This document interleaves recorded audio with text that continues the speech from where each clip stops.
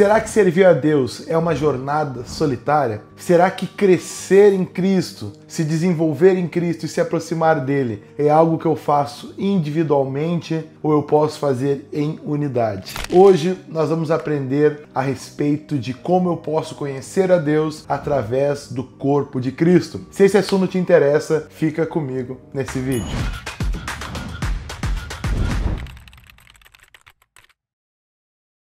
Olá, eu me chamo Gabriel Esteves e esse é o canal Incendiados, aonde, por intermédio da palavra de Deus, da contemplação de Cristo na sua palavra, nós somos incendiados de amor por Jesus Cristo. E hoje nós vamos dar continuidade à nossa série de estudos a respeito de conhecer a Deus. Nós estamos no aspecto prático dessa série, aonde nós estamos entendendo os meios pelos quais eu posso conhecer a Deus e eu posso me aproximar dele. E hoje nós vamos descobrir como eu posso conhecer a Deus através da comunidade, através da igreja, do corpo de Jesus Cristo. Essa jornada não é uma jornada solitária. Você não é um agente individual, você faz parte de um todo. E esse todo tem muito a te ensinar a respeito de Cristo e pode te ajudar a se aproximar de Deus e se aprofundar nele. E bora comigo porque tem muito conteúdo bom pra gente abordar. Para começar, vamos fazer uma leitura em Efésios capítulo 4, versículo 15 e 16, que diz assim: longe disso, seguindo a verdade em amor, crescemos em tudo naquele que é a cabeça, Cristo. Dele todo o corpo ajustado e unido pelo auxílio de todas as juntas, cresce e edifica-se a si mesmo em amor, na medida em que cada parte realiza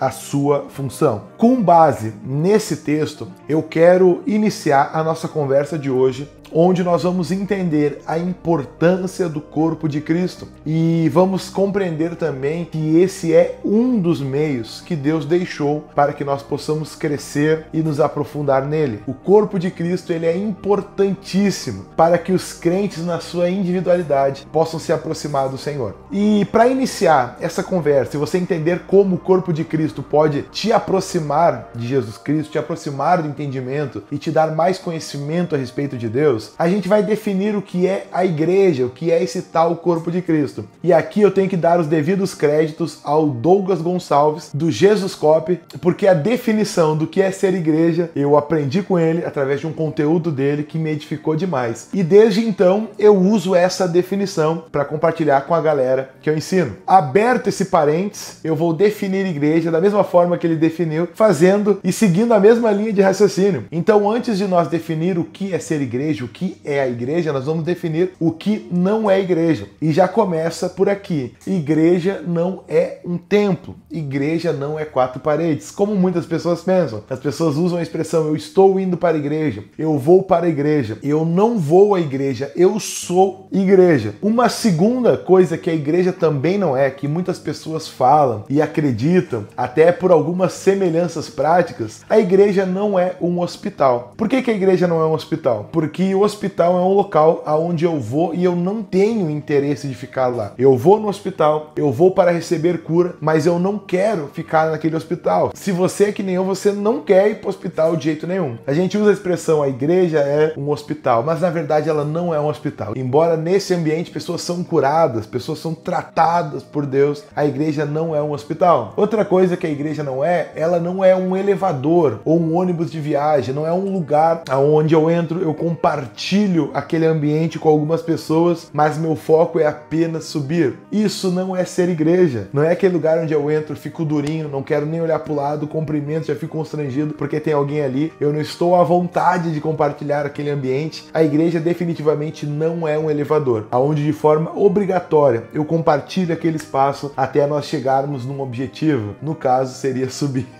A igreja não é um elevador. E por último, a igreja não é um clube. Embora num clube exista comunhão, a igreja não pode ser definida como um clube. A igreja não é um templo, não é quatro paredes, não é um hospital, não é um elevador, não é um clube. Então, o que é a igreja? Qual é a definição de igreja? E aí nós vamos para a Bíblia. Eu quero usar 3 definições que são complementares uma à outra, que vão abrir o nosso entendimento e nos esclarecer o que é ser igreja. Igreja igreja é uma família para o Pai. Segundo, igreja é um corpo para Cristo. E terceiro, a igreja é uma morada para o Espírito Santo. Douglas Gonçalves, muito obrigado, meu irmão. Deus te abençoe poderosamente. Como assim uma família para o Pai? Abra comigo em Efésios 2:19. Diz assim: Portanto, não sois mais estrangeiros, nem imigrantes. Pelo contrário, sois concidadãos dos santos e membros da família de Deus. A Bíblia diz que a partir do momento que eu nasci de novo, que eu aceitei Cristo como meu Senhor e Ele se tornou meu Salvador, eu fui adotado pelo Pai. Aí nós entendemos a doutrina da adoção. Nós somos adotados como filho e nós passamos a fazer parte da família de Deus. João capítulo 1, versículo 12 vai dizer assim: Mas todos quantos o receberam, deu-lhes o direito de se tornarem filhos de Deus, ou seja, aos que creem no seu nome. Aqui tem uma verdade interessante. A igreja é a família para o Pai. A partir do momento que nós aceitamos a Cristo, a partir do novo nascimento, eu passo a ser filho de Deus. E aí você vai talvez levantar uma dúvida: tá, mas Gabriel, não é todo mundo filho de Deus? Não é todo mundo que é filho de Deus? Não. Antes de Cristo entrar na sua vida, você fazia parte das criaturas de Deus. Deus te criou, Ele era o teu criador. Mas quando você aceita Cristo, Ele te adota como filho e Ele passa a ser o teu Pai. Então, os filhos de Deus são aqueles que receberam Jesus Cristo. Quem não recebeu não é filho, é apenas uma criatura, é apenas alguém que foi criado. Como, por exemplo, quando um oleiro cria um vaso, eu posso chamar o vaso de meu filho? Não, é apenas uma criação. E a Bíblia diz que existem vasos para honra e vasos para desonra. Não é porque você foi criado por Deus que você necessariamente é filho dele. Porém, a Bíblia te diz como você ingressa nessa família, e é por meio do recebimento de Cristo. Quando você aceita Cristo, você ingressa na família do Pai, fazendo parte do que é ser o corpo de Cristo. Isso aqui traz duas verdades importantes. Primeiro, Deus é o nosso Pai. Agora, o meu relacionamento com Deus é um relacionamento de filho para com o seu Pai. Por isso que Jesus ele vai quebrar alguns paradigmas lá no Sermão do Monte, precisamente no Mateus capítulo 6, quando ele vai ensinar a oração do Pai Nosso. Ele quebra tudo, ele quebra todas as convicções e a cosmovisão judaica, que tinha uma reverência absurda ao ponto de não citar o nome do Senhor, com medo de citar em vão. Eles tinham muito medo, eles tinham muita reverência, que não é ruim, só que era tanta reverência que eles não conseguiam imaginar tratar Deus como Pai. E Jesus disse: quando você for se dirigir ao Pai, chame Ele de Abba, de Pai Nosso. Jesus está trazendo uma nova dinâmica, e isso é verdade para aquele que nasceu de novo e ingressou nessa família. Nós podemos nos relacionar com Deus de tal modo como um filho se relaciona com seu pai, em intimidade, em amor. Porém, isso também revela uma segunda verdade, que é a comunhão entre irmãos, porque nós somos de uma família, nós somos da família de Deus. Então, quando eu chamo alguém de meu irmão, eu pego o pessoal da igreja, meus irmãos na igreja, eu chamo ele de meu irmão, eu não estou simplesmente usando um jargão gospel, uma gíria gospel. Essa é a definição bíblica. Eles são os meus irmãos em Cristo Jesus. E sendo meus irmãos, nós temos unidade e nós temos comunhão. A segunda verdade é que a igreja é um corpo para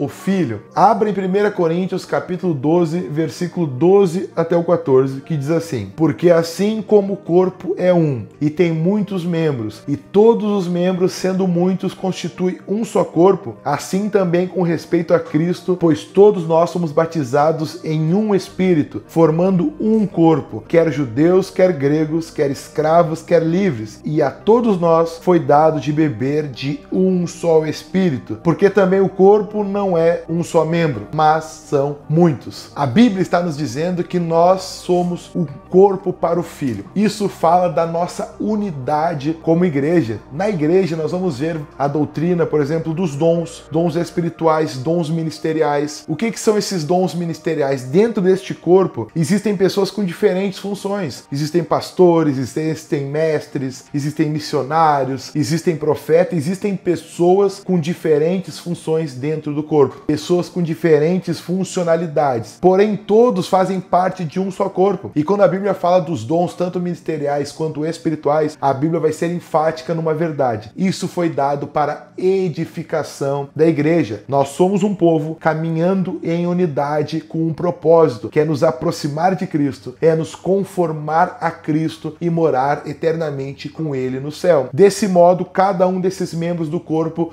estão se servindo mutuamente mutuamente. Eu, através do meu dom, eu, através das ferramentas que Deus colocou na minha vida, eu estou trabalhando em prol de que a igreja seja edificada. Perfeito? Então aqui a gente vai entender que a igreja tem diferentes dons, assim como um corpo tem diferentes membros, porém nós temos uma unidade, nós temos uma dependência mútua. Não adianta eu olhar para o braço direito e dizer eu não preciso do braço direito, eu preciso. Se eu perder o braço direito vai me fazer falta. Assim é com os membros do corpo. Nós somos interdependentes. Eu preciso dos dons que estão na sua vida, assim como você precisa dos dons que estão na minha vida. Deus colocou e distribuiu dentro da sua sabedoria para que nós possamos nos edificar mutuamente e avançar rumo ao nosso alvo. De modo que eu não posso agora olhar para o meu minguinho e dizer que eu não preciso dele. Eu preciso. Todos nós precisamos. Que nem tem o pessoal que brinca, né? Aquele irmão mais chato, aquele irmão que incomoda um pouquinho mais dentro da igreja, que existem esses irmãos que são um pouquinho mais incomodativos e mesmo assim são crentes salvos, crentes que amam Jesus. E o pessoal brinca, aquele ali é o minguinho do pé, que só serve para doer, para bater e para doer.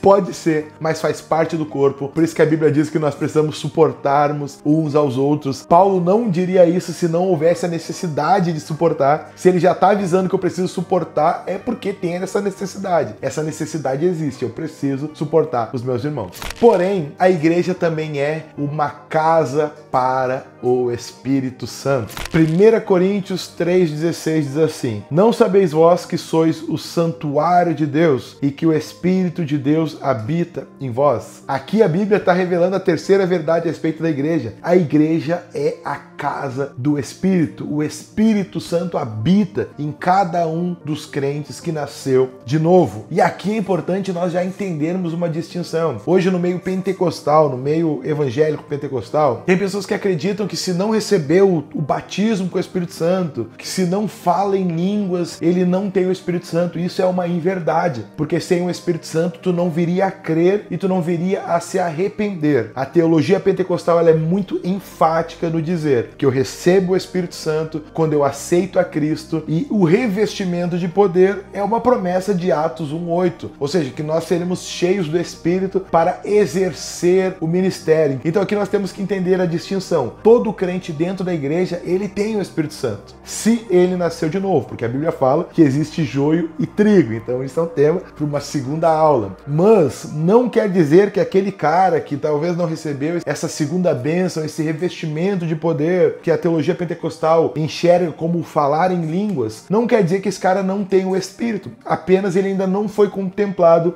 com essa segunda bênção, com esse revestimento de poder para o ministério. Distinguindo isso, é cristão, aceitou a Cristo, se arrependeu verdadeiramente, nasceu de novo, você é a casa do Espírito Santo. Isso significa que nós somos um santuário vivo. Abra comigo em 1 Pedro, capítulo 2, versículo 5, que diz assim: vós também, como pedras vivas, sois edificados como casa espiritual e sacerdócio santo, para oferecer sacrifícios espirituais agradáveis a Deus por meio de Jesus Cristo. Nós somos um santuário, nós somos a casa, a morada e a habitação do Espírito Santo. E esse terceiro aspecto, ele traz verdades extremamente poderosas. É muito comum você ouvir alguns crentes, por exemplo, olhando para a vida dos apóstolos e dizendo assim: cara, que bênção foi para os apóstolos poder andar com Cristo, poder viver com Cristo, o próprio Emanuel, Deus entre nós, Deus conosco. Isso foi maravilhoso. Sim, é maravilhoso ter Deus conosco. Mais maravilhoso, mais poderoso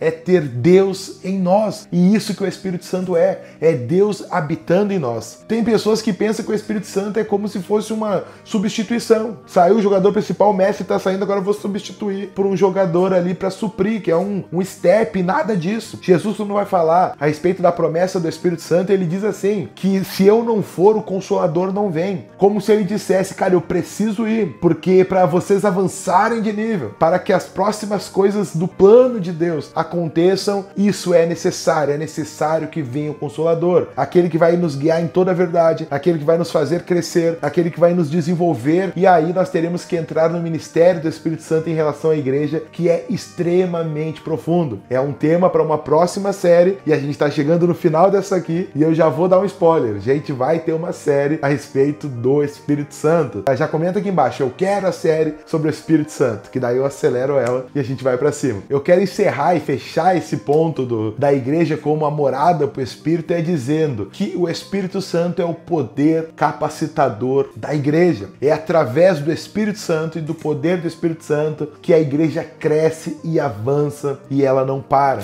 Abra comigo Atos 1:8, o texto que eu citei. Vamos ler ele. Diz assim, ó: mas recebereis poder ao descer sobre vós o Espírito Santo e sereis minhas testemunhas, tanto em Jerusalém como em toda a Judéia e Samaria e até os confins da terra. O Espírito Santo é o poder de avanço da igreja. A igreja avança no poder e na autoridade do Espírito Santo. Se a igreja fosse um mero organismo humano, se fosse apenas uma organização humana, ela já teria caído, ela já teria falhado. Mas não, ela cresce, ela avança. Há mais de 2000 anos, Cristo pisou na terra, Cristo exerceu seu ministério e foi crucificado, e a igreja continua avançando no poder do Espírito Santo. E tem pessoas testemunhando a vida de Cristo, a morte de Cristo, mesmo que isso custe a sua própria vida. E isso é um poder capacitador que somente o Espírito Santo pode conceder. Agora, meu querido, que a gente já entendeu o que é ser igreja, o que é igreja, que é uma família para o Pai, é um corpo para o Filho e é uma casa para o Espírito, vamos entender o como. Como que eu conheço mais a Cristo através do corpo de Cristo. O primeiro ponto é através do discipulado, porque a missão, a grande comissão da igreja é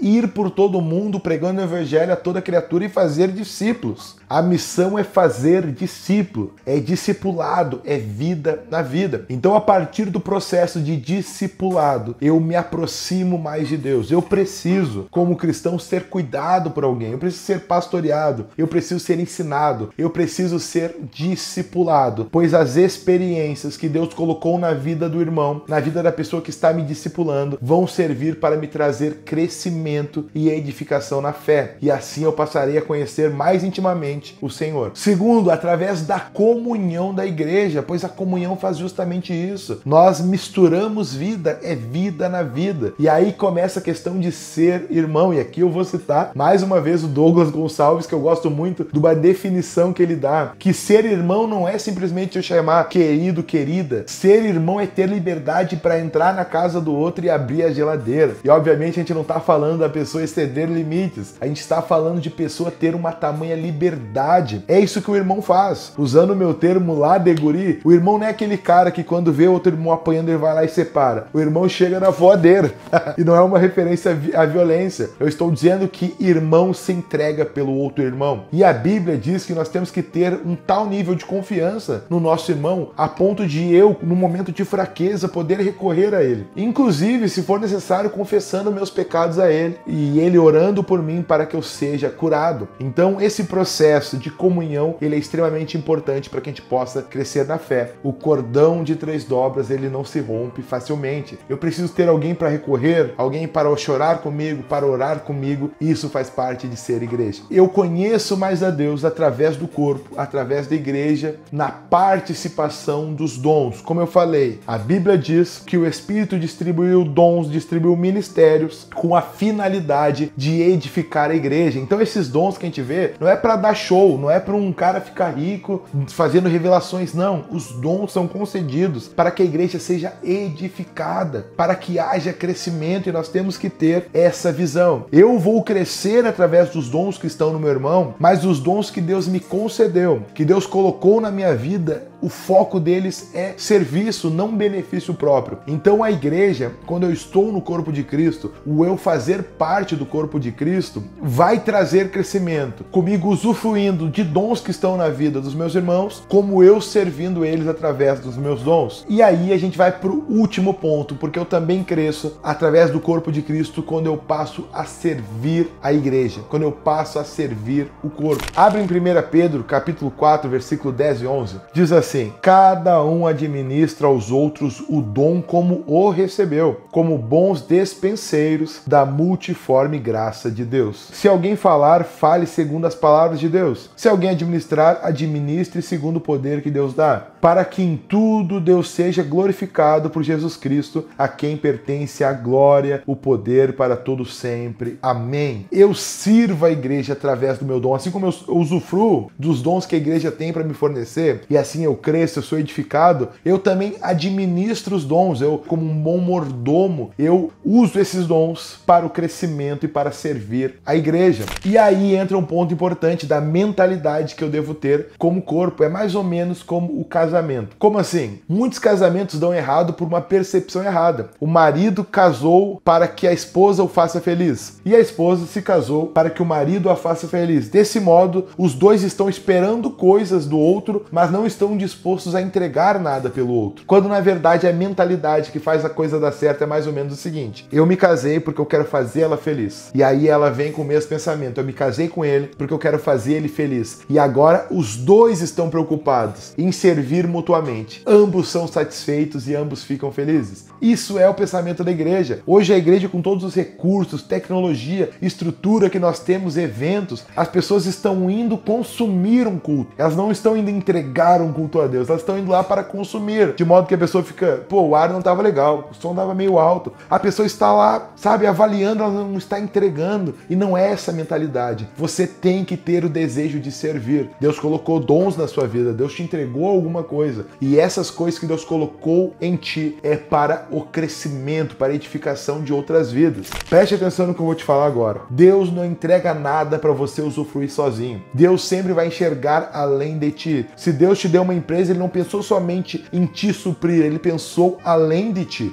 Ele pensou que essa prosperidade pode alcançar outras pessoas e talvez o reino como um todo. Quando Deus colocou o conhecimento em ti, não é para te ser a cabeça do macaco louco, cabeção. Não, Ele te deu conhecimento para que você transborde esse conhecimento em outras vidas. Se Ele te deu um dom de adorar profundamente, é para você levar, é para você conduzir a igreja à adoração. Tudo que Deus colocou em ti é para transbordar em outras pessoas. Ainda que você seja abençoado através desses dons, o dom não foi entregue pensando unicamente em ti. Foi pensando nas outras pessoas. Enquanto for pregar, cara, pense: como que eu vou servir essas pessoas da melhor forma? Como que essas pessoas podem ser impactadas positivamente? Aí você vai estar com a mentalidade certa e Deus vai te usar poderosamente no seu reino. Amarrando tudo, você faz parte de um todo, de um organismo vivo que é a igreja. Você precisa fazer parte desse todo. Você não pode ser um desigrejado. Não deixem de congregar como é costume de muitos. Não façam isso. O autor aos Hebreus já explicava a respeito desse assunto. Congregue.